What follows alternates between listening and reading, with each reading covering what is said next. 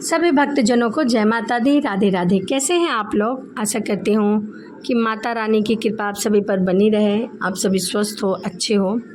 इसी कामना के साथ आज हम सुनेंगे दुर्गा सप्तशती की कथा अध्याय 9। तो चलिए मन में माता रानी का ध्यान करते हुए कथा को सुनते हैं। राजा ने कहा, हे ऋषिराज, आपने रक्तबीज के वध से संबंध रखने वाला वृत्तांत मुझे सुनाया है। अब मैं रक्तबीज के मरने के पश्चात क्रोध से भरे हुए शुंभ और निशुंभ ने जो कर्म किया वह सुनाना चाहता हूँ। महर्षि मेघा ने कहा, रक्तबीज के मारे जाने पर शुंभ और निशुंभ को बड़ा क्रोध आया और अपनी बहुत बड़ी सेना का इस प्रकार सर्वनाश होते देखकर निशुंभ देवी पर आक्रमण करने के लिए दौड़ा।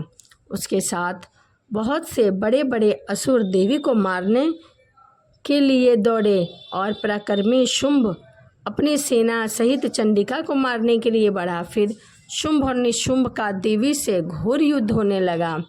वह दोनों असुर इस प्रकार देवी पर बाण फेंकने लगे जैसे मेघों की वर्षा हो रही हो। उन दोनों के चलाए हुए बाणों को देवी ने अपने बाणों से काट डाला और अपने शस्त्रों की वर्षा से उन दोनों दैत्य को चोट पहुंचाई। निशुंभ ने तीक्ष्ण तलवार और चमकती हुई ढाल लेकर देवी के सिर पर आक्रमण किया। अपने वाहन को चोट पहुंचा हुआ देखकर देवी को बहुत क्रोध आया और देवी ने निशुंभ की तलवार और ढाल दोनों को ही काट डाला। तलवार और ढाल कट जाने पर निशुंभ ने देवी पर शक्तियों से प्रहार किया। देवी ने अपने चक्र से उसके 2 टुकड़े कर दिए। फिर क्या था, दैत्य मारे क्रोध से जल भुन गए और उन्होंने देवी को मारने के लिए शूल फेंका, किंतु देवी ने उसको अपने मुक्के से ही चूर चूर कर डाला। फिर उसने देवी पर गदा से प्रहार किया। देवी ने त्रिशूल से गदा को भस्म कर डाला। इसके पश्चात वह फरसा हाथ में लेकर देवी की ओर लपका। देवी ने अपने तीखे बाणों से उसे धरती पर सुला दिया। अपने पराक्रमी भाई निशुंभ के इस प्रकार से मरने पर शुंभ क्रोध से भरकर देवी को मारने के लिए दौड़ा। वह रथ में बैठा हुआ उत्तम आयुधों से सुशोभित अपनी 8 बड़ी बड़ी भुजाओं से सारे आकाश को ढके हुए था। शुंभ को आता देखकर देवी ने अपना शंखनाद किया और धनुष की टंकार से अत्यंत दुस्सहस शब्द किया। साथ ही अपने घंटे के शब्द से जो संपूर्ण दैत्य सेना के तेज को नष्ट करने वाला था, संपूर्ण दिशाओं में व्यापक कर दिया।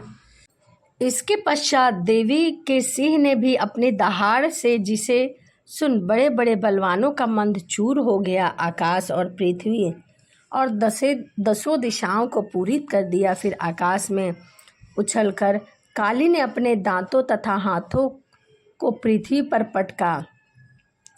उनके ऐसा करने से ऐसा शब्द हुआ जिससे कि उससे पहले के सारे शब्द शांत हो गए। इसके पश्चात शिव दूती ने असुरों के लिए भय उत्पन्न करने वाला अट्टहास किया, जिसे सुनकर दैत्य थर्रा उठे और शुंभ को बड़ा क्रोध हुआ। फिर अंबिका ने उसे, अरे दुष्ट, खड़ा रहे कहा तो आकाश के सभी देवता जय हो बोल उठे।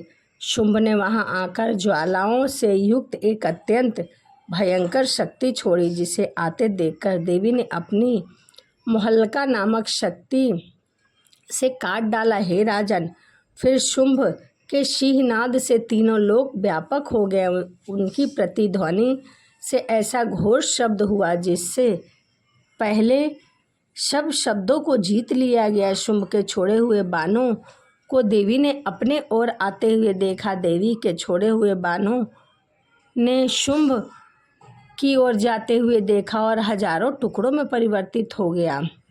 इसके पश्चात चंडिका देवी ने क्रोध में भरकर शुंभ को त्रिशूल से मारा। उससे वह मूर्छित होकर पृथ्वी पर गिर गया, परंतु जब उसकी मूर्छा दूर हुई तो वह धनुष और बाण लेकर देवी, काली तथा सिंह को घायल कर दिया। फिर उस राक्षस ने 10,000 भुजाएं धारण करके चक्र आदि आयुधों से देवी से युद्ध किया, तब भगवती दुर्गा ने कुपित होकर अपने बाणों से उन चक्रों तथा बाणों को काट डाला। यह देखकर निशुंभ हाथ में गदा लेकर चंडिका को मारने के लिए दौड़ा।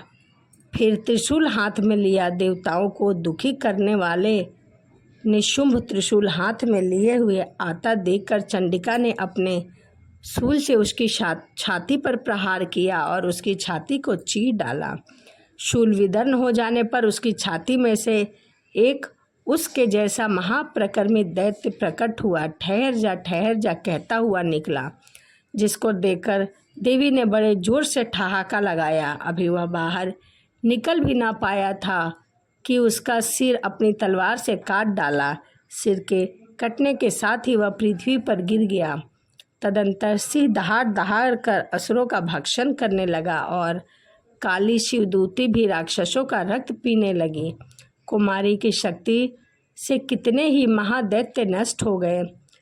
ब्रह्मा जी के कमंडल से जल से कितने असुर समाप्त हो गए। कई दैत्य महेश्वरी के त्रिशूल से विदर्ण होकर पृथ्वी पर गिर पड़े और वाराही के प्रहारों से छिन्न भिन्न होकर धनराशि हो गए। वैष्णवी ने भी अपने चक्र से बड़े बड़े महाप्रकर्मी का कचुम्बर निकालकर उन्हें यमलोक भेज दिया और ऐद्री ने कितने महाबली राक्षसों के टुकड़े टुकड़े हो गए। कई दैत्य मारे गए, कई भाग गए।